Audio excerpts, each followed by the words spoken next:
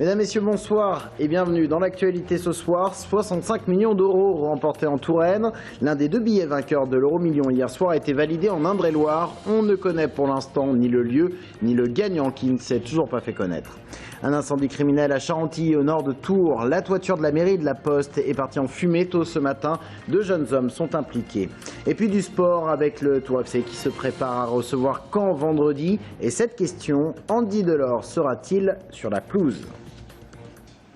Mais avant de développer ces titres, une alerte à la bombe aujourd'hui à la mairie de Tours. 150 personnes ont été évacuées vers 13h30. C'est un appel anonyme passé au 17 depuis une cabine téléphonique qui a donné l'alerte. Il était exactement 13h24. Un appel qui indiquait l'explosion d'une bombe dans l'heure. Le bâtiment central de la mairie ainsi que la crèche Horteloup ont donc été évacués avant une fouille complète. Au final, une fausse alerte. On est dans le principe de précaution, bien évidemment, dans ce cas de figure. Donc on a procédé à l'évacuation immédiate de l'ensemble de ces personnes. Cette évacuation a pris à peu près une quinzaine de minutes.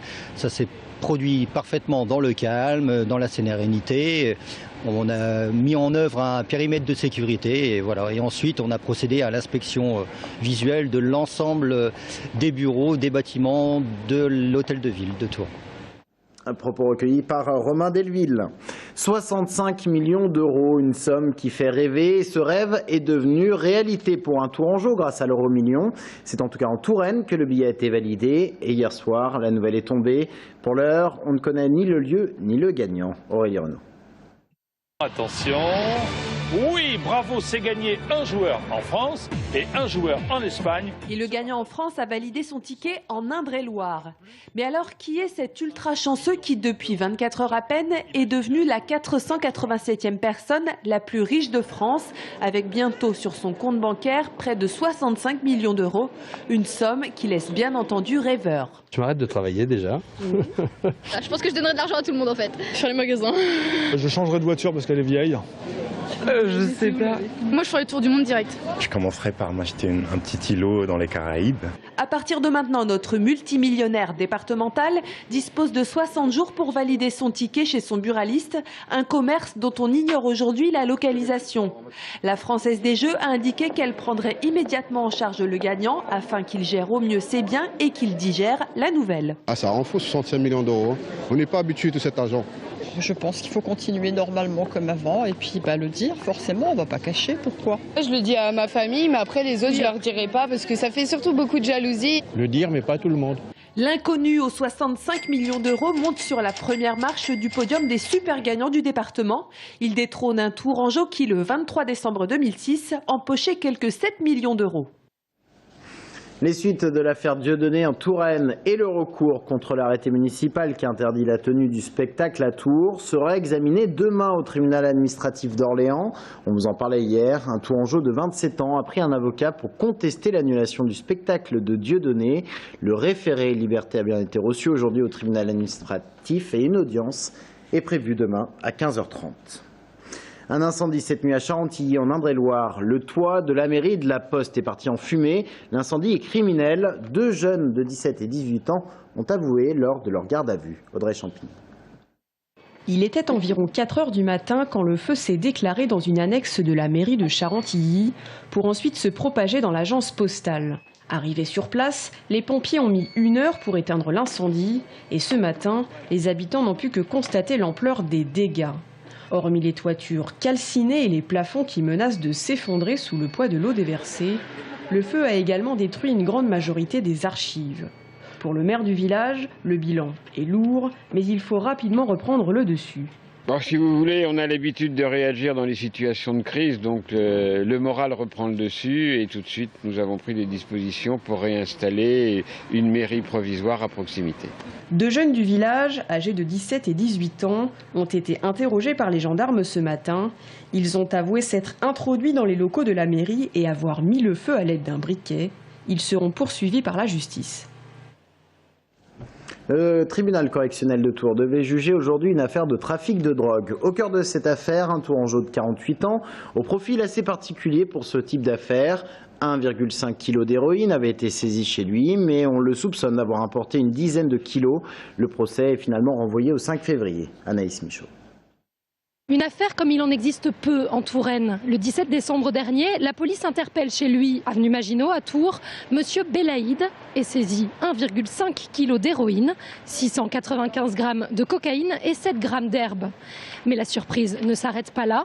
L'homme de 48 ans, sans emploi, ne touche pas le RSA, faute de s'être rendu au rendez-vous de Pôle emploi qu'il a radié. Pourtant, il possède chez lui 23 500 € en petites coupures. Et pour remonter à celui que l'on surnomme le cramé, la police a eu recours à une procédure digne des meilleures séries américaines. La police est remontée jusqu'à M. Belaïd grâce à la coopération d'un des clients de M. Belaïd qui s'était fait précédemment interpeller et qui a donc coopéré avec la police pour monter un guet-apens à l'égard de M. Belaïd. C'est donc maître Cécile Badenier qui défend ce client peu ordinaire dans les affaires de stupéfiants. Il travaille plutôt tout seul. C'est quelqu'un de cultivé, intelligent. Il sait très bien qu'il fait un commerce qui est illégal. Il a conscience de ce qu'il risque. Et c'est la raison pour laquelle, lorsqu'on est en audition avec lui, avec les services de police ou avec le tribunal correctionnel, il assume ce qu'il fait. On a trouvé chez lui 1 kg d'héroïne, mais les déclarations de mon client ont permis d'aller sur une inculpation pour 10 kilos. L'avocate connaît bien son client puisqu'elle l'avait déjà défendu. Lors de sa dernière condamnation, le 3 juillet 2008, M. Belaïd avait pris 4 ans de prison, soit la peine planchée. Aujourd'hui, il encourt jusqu'à 20 ans de réclusion. L'audience a été reportée au 5 février. La politique en bref, et c'est Emmanuel Denis qui mènera la liste Europe Écologie Les Verts aux prochaines municipales de Tours. Emmanuel Denis en tête, suivi de Caroline Desforges, David Cholet et Mathilde Gralpoix. 4 noms et 2 groupes qui s'affrontaient pour incarner la tête de liste. Le clan Denis, entre guillemets, a donc remporté la bataille. On termine ce journal avec du sport et le Tour FC qui se prépare à recevoir Caen vendredi soir dans le cadre de la 19e journée de Ligue 2. Les 2 équipes sont dans le haut du classement et du côté de Tours, une question, l'attaquant Andy Delors sera-t-il aligné pour le match? Regardez plutôt ce sujet, signé Romain Delville. Andy Delors est maintenant un dilemme pour l'entraîneur du Tours Football Club. Olivier Pantaloni dit même n'avoir jamais connu cette situation. Actuellement en négociation avec le Stade Rennais, le TFC doit-il faire jouer son attaquant convoité vendredi soir, au risque qu'il se blesse, au risque aussi d'échauder quelques esprits dans le vestiaire? Et s'il n'est pas aligné, le risque alors serait d'attenter au niveau de performance globale de l'équipe.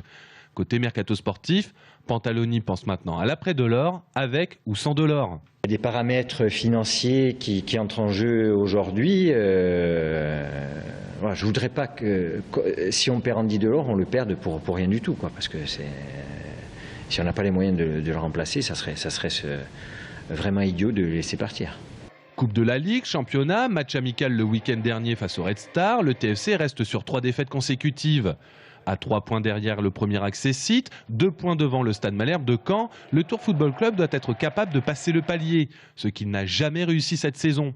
Aujourd'hui, ce qui me préoccupe le plus, c'est nous-mêmes.